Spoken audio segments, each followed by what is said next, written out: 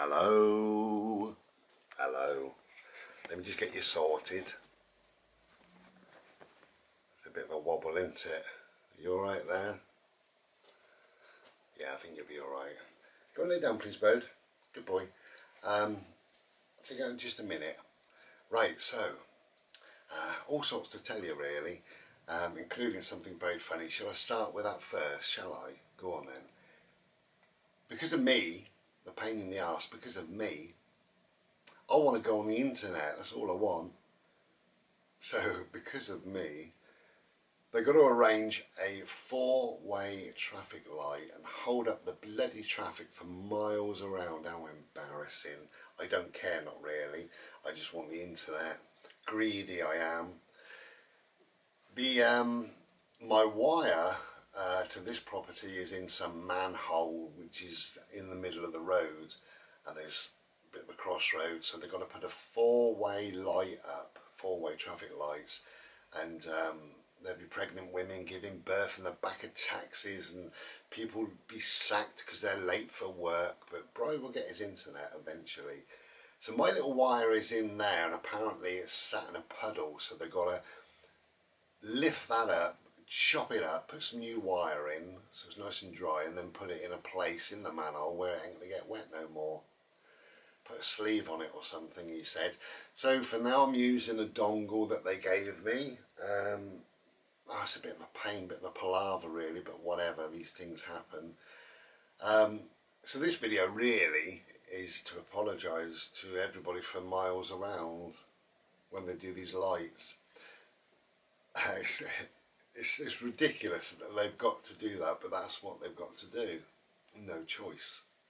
And you know, I do want the internet, fast internet, obviously. You know, that's what I want, that's what I need.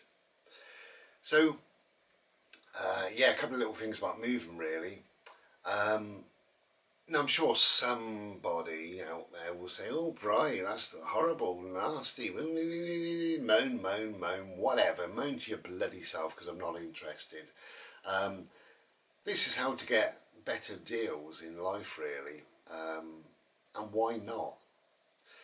Now what I do when I need anybody, and I have needed a carpet fitter, a removals firm, what else did I have?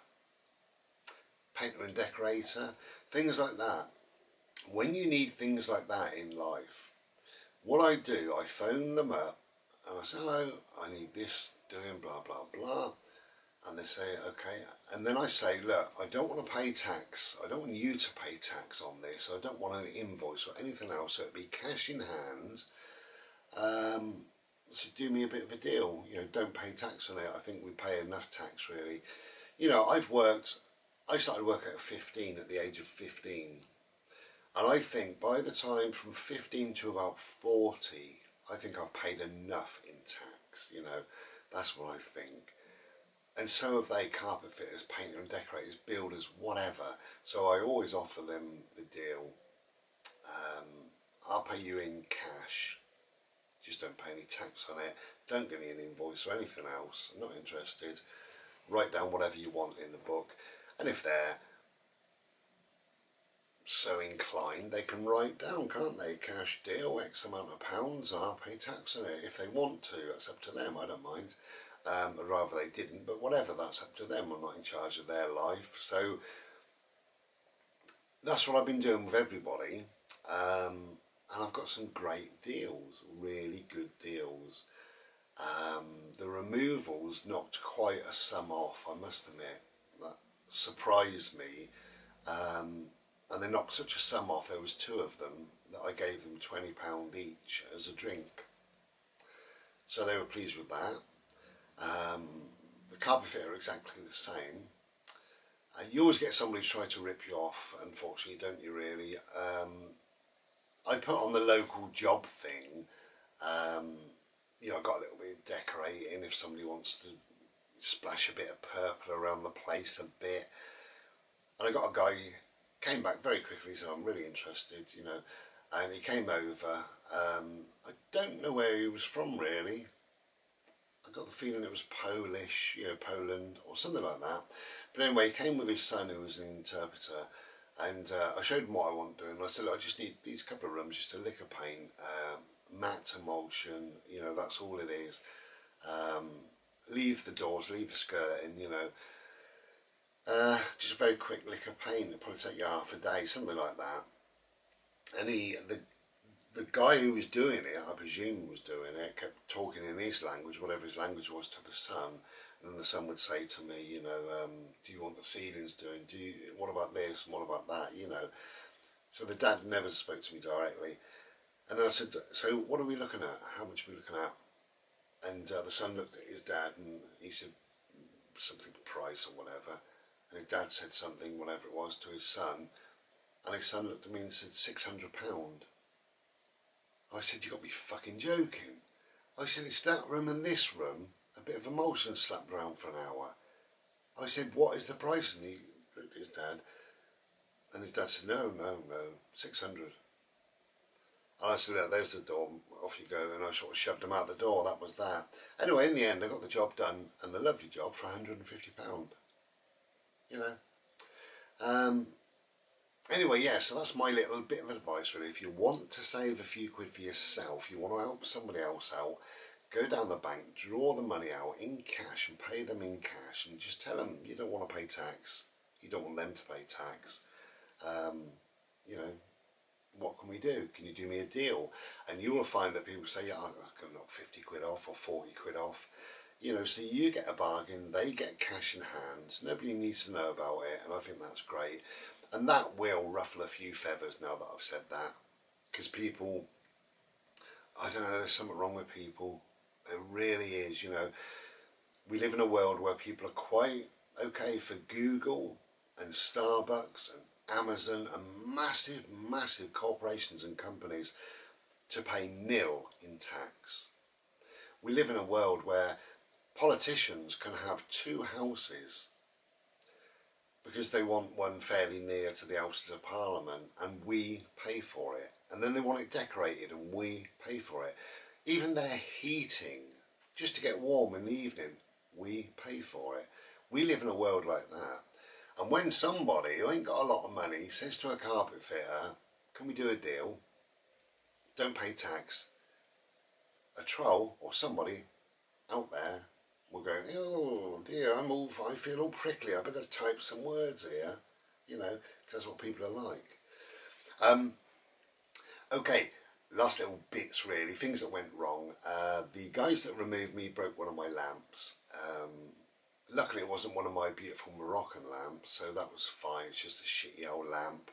I don't even know whether I'll replace it. And I think that's fantastic. When they moved all of my stuff and they broke one lamp, about 20 quid it was, you know, that's it. And he apologised. He said, mate, I've smashed the end off this. And I said, oh dear, you know, it doesn't matter. So that's that. That was really good. A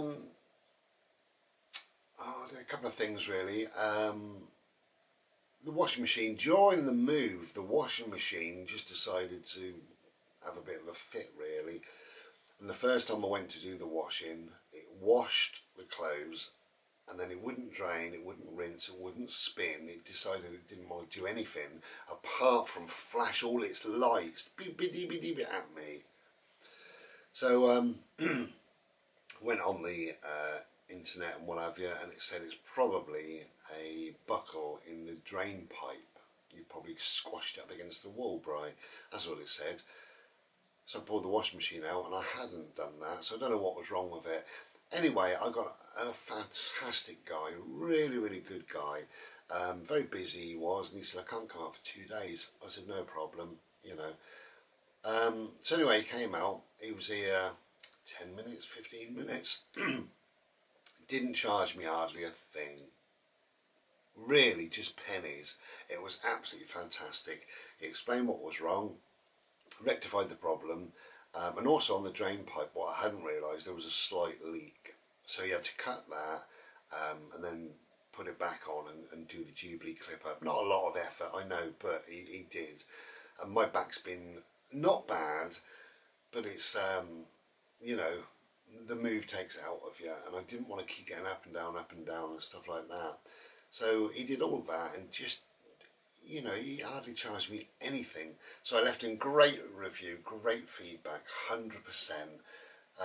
And then I read all his feedback, and do you know what? I'm not alone. There's so many people out there that have used this guy, and he's absolutely fantastic. So that's a great thing. Good service needs to be reviewed and recommended and pushed, you know, by us, really, the people that are using that service or whatever it may be.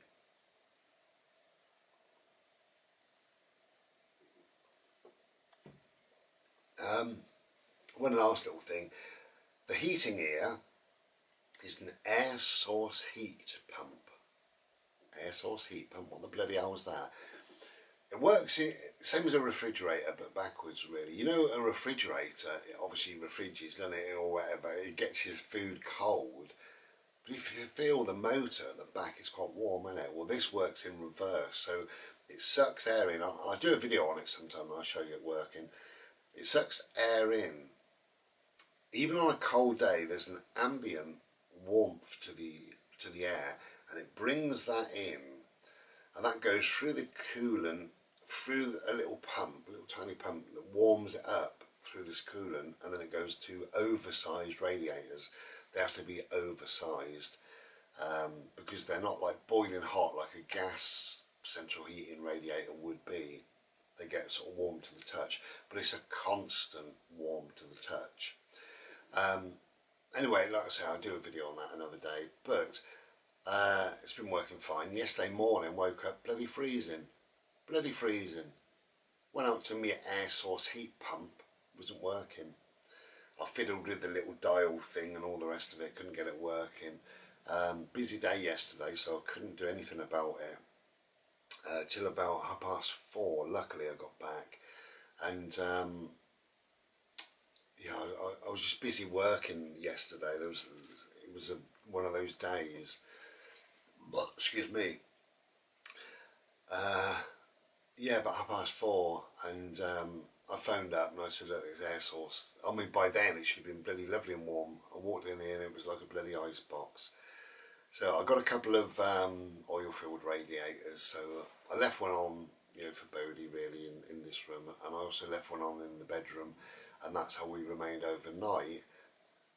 Woke up this morning, bloody boiling. The air source heat pump is working, so I don't know. Anyway, I haven't bothered phoning them, because I phoned yesterday and they said, oh, this is an emergency, we'll do it, you know, as soon as possible. So I'm waiting on them now, really. And when he gets here, he come running in with his screwdriver or whatever they use. And I said, well, actually, mate, I've got heat, but I want to know why it stopped. Because I don't want it stopping when I feel poorly. You know, you pay your money, you want to be warm. So I've left it as an emergency. It's not, but they think it is. So anyway, that's that. So we'll sort that out. And then, of course, yesterday as well, about 5 o'clock, the guy arrived. What happened in the day, I gave a key to one of my neighbours. She came over and sorted them out, put me the internet in, and they couldn't do it and they had a problem, so they called another company. The other company arrived at about 5 o'clock and gave me the news that they've got to put a 4-way traffic light system and cause bloody havoc for miles and miles around because I want the internet. Do I feel guilty? No, I don't. So anyway, it's been a bit of a palaver moving, that's what I'm saying, but things are easily rectified if you just stay calm and think, oh shit, the washing machine ain't working. Right, I don't know what I'm doing. Let's see if I can make a phone call. Make a phone call. It's a very quick repair, 10 minutes and a few pennies. Done. You know, and things like that. And, you know, this air source heat pump, I don't know what's wrong with it, but he will know when he comes out, and, you know, we'll sort that out. As I say, it's lovely and warm now, no problem. So it has been a bit of a trial at times. It's been a bit stressful, it's been a bit testing. But really it's to remind yourself, to bring yourself down to a level and be calm and just think, okay, this is how it is. It's not like this forever. This too shall pass. How can I deal with it in a sensible way? Thank you for listening. That's my trials and tribulations of moving. You wait till I start moaning when the lights go up. Take care. Be Ta-da.